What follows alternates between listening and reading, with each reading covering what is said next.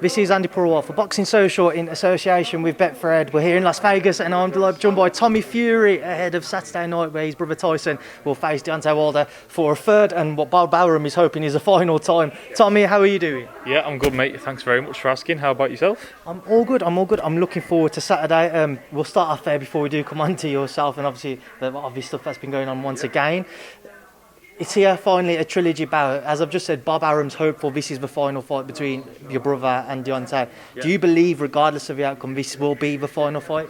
Yeah, definitely. I mean, they've had 3 now. They're going to have 43 anyway, hopefully not. But yeah, no, this will be the last fight. And there's not going to be, there's no need for... There wasn't any need for a fight after the last fight. It was a beatdown, it wasn't even a fight.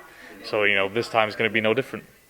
We saw in the first fight, most people thought Tyson outboxed and should have been awarded the victory against Deontay. Second fight, he pressed him and he was aggressive, stopped him. What do you think we will see from him in this third fight?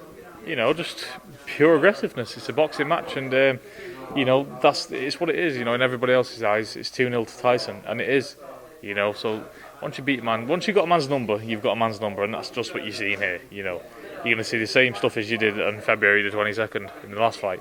It's nothing that Wilder can do different. Tommy, we saw Tyson earlier just doing his print round table, and it's the first time in a while I've seen him as relaxed, as happy. I don't know whether you would agree or not, but how would you think he's going into this bout with regards to that side of things in comparison to the previous two? Yeah, I mean, Tyson's, Tyson and fighting is like, they go hand in hand. He's so relaxed and so calm at any stage during fight week. He's always got that calm demeanour about him.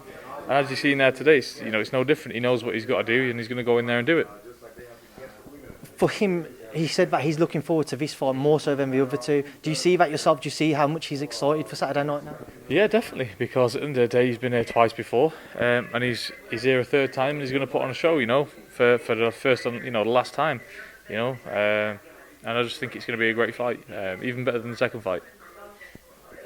Tommy, with Deontay, how do you think he will approach it? We've seen, I don't know whether you've looked at any of the footage of him on the pads and that, but he seems to have been releasing a lot of kind of body work. Do you think that's something he's going to look to bring in on Saturday? He can look to bring in whatever he wants, I don't really take any notice of all that stuff that's being put out there, because at the end of the day, people only put out what they want you to see. So, whether he brings that or whether he doesn't bring that, the outcome's still going to be the same. It is what it is, He's going to come, he's going to try and give it his all for the first few rounds, and that is it, because what other can he do? He's not going to outbox Tyson, he's not going to suddenly turn into Muhammad Ali overnight. He's got to come, he's got to throw shots, and Tyson knows that, but he brings that power, and that's the only thing, that you've got to be wary of him. But as regards to anything else, it's a pretty straightforward job, for Tyson anyway. Just to stick with the heavyweight division, obviously Joshua Usyk happened a couple of weeks ago. I'm sure you all as a family were disappointed to see AJ lose because of what could have been a potential undisputed bout between Tyson and AJ. But just go back to it, what was your take on his defeat to Alexander Usyk? For me the keys for Joshua to win that fight were very easy. Use his size, use your strength, let the shots go, with bad intentions, and he didn't. He tried to box with one of the best boxers out there. He was trying to fake him, and he shouldn't have done that. He should have just gone forward, front foot all the time for the full 12 rounds, threw lots of body shots, head shots, whatever you could throw, arms, chest, wherever, hit wherever you could. Similar to what Derek Chisora had done with him, just threw everything but the kitchen sink. And if he'd have done that, I would have thought that Usyk would have tired after around 8 rounds. But again, Usyk's a quality boxer, so there's not a lot you can do when you come up just against a better man, and that's exactly what happened Saturday night. He just came up against the better man. Tommy, mentioning that approach there, with AJ, I've seen a couple of people over social media kind of suggest since his defeat to Ruiz, he hasn't actually done that. He hasn't been more aggressive, and if you look back, it's easy to agree with that because the Purewal fight probably went on longer than what most thought he would do. Do you agree with that? Do you think he has been a little bit more gun-shy since the Ruiz defeat? Yeah, definitely, of course I do. Every time he takes a couple of shots flush in the face or gets wobbled or whatever, he thinks, oh God, I don't want that again to happen to me in what happened in New York. So, you can tell by his performances, like you said, he's been a bit gun shy, but what can you expect? He got knocked out, and got stopped quite badly against Ruiz the first time. So obviously he's going to be a bit hesitant going in next time, but you can't afford to be like that in these big fights. You've got to go and get it. You've got to get after it. Tom, do you think Tyson and AJ could still fight regardless of whether AJ holds any world titles? Yeah, definitely. I mean, it is what it is, but it's still a massive fight for everyone in Britain because they're both British fighters. Is it as big as it could have been if Joshua was still undefeated? No, definitely not. He's been knocked out, he's been beat on points now, so of course it's not as big as it was going to be if both men were undefeated. Well, if one man was undefeated, but it is what it is. Still a big fight for British fans, isn't it? Now, let's obviously come on to yourself. Before we do come on to the obvious, last time we spoke, it was out on that undercard of Paul Woodley. You overcame Anthony Taylor. Just looking back on it now, how would you reflect on your performance first and foremost? It wasn't great. The performance that I gave, it wasn't my best, and I know that now. But again, you watch the fight, you assess it, you go back to the drawing board, and you switch things up. You're constantly learning this game, and that's what we've done. Gone back to the gym. We've switched certain things up, and I look to go out there next time and put on a lot better show. Why do you think it was that on the night you wasn't able to produce the type of performance you thought you could? I don't know. Boxing's a funny game. It was a style that I'd never come up against before. Obviously, everyone who watched the fight, the guy did not come to fight. He just came to survive.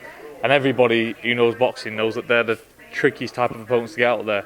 But it is what it is. It's all learning for me. People forget that I only had 10 amateur bouts. I've had seven now, so it's all a learning curve for me. Now, Tommy, obviously on the back of that, a lot of people assumed you being on the undercard, it would lead to a potential bout with Jake Paul. We've seen the most recent $1 million offer to you. Firstly, just your thoughts on that offer. I know you've done a couple of interviews, but just for us, your take on it. I haven't really got a take on it. Them sort of offers that you're throwing about are ridiculous, for a fight of that scale. And anybody who knows boxing knows that fight generates a huge amount of money. Now, I'm not outpricing myself. I would never outprice myself, but there's a difference between that and paying what you're worth. So if you want to put down some sensible figures, we can get it on anytime, any place, anywhere. I'd fight him right now. It doesn't matter. So our teams are still talking. So hopefully sort of have some news in the next few weeks. I was going to say, how much of a difference would you say that value is compared to what you would like to receive for that fight? I don't really know. Listen, that's why we have teams. Everything's up to my team. My lawyers, my dad, my trainers, everybody. That's what they do for me. They've been in this job a lot longer than I have, so I just leave everything to them. My only job in this game is to fight, get fit, get in the ring and do the job. That's it. I don't get involved in legal work, contracts, anything. It's not my job. Are you confident you two will meet in the ring next? I mean, we'll have to stay tuned, won't we? I can't really say anything too much yet, but our teams are talking and we should have some news real soon. From his performance against Tyron Woodley, how much confidence did you take away from just seeing him in the ring? I know you was confident beforehand, but seeing that performance in particular, did you see even more flaws and weaknesses? Or do you think because he's a YouTuber, it's kind of hard for me to be saying that about somebody who isn't full-time in boxing? It is what it is. The guy's a YouTuber, yeah. So you can't really strip him down as a boxer because he's not. The guy's obviously got a lot of flaws there, a lot of weaknesses. Of course he has, like any other guy out there, though. But has he got more weaknesses than those? Yeah, definitely, because he's inexperienced. He's had 4 fights. Of course he's going to have inexperiences. So for me, I don't really think about that fight. I know what I have to do if that fight comes around. It's an easy fight. He wouldn't beat half the opponents that I faced. And he can talk about records or whatever you want on the night, but he wouldn't, because them other guys are proper boxers, have been doing it for years. And they have experience, and that's something that he doesn't have. So he can talk and say what he wants, but when me and him get in the ring, it's one-sided, and everyone's going to see that. All right, Tommy, we'll leave that there now. Leave you to enjoy the rest of your day and catch up with your brothers. Thank you for speaking to Boxing Social. Cheers, buddy. Appreciate it.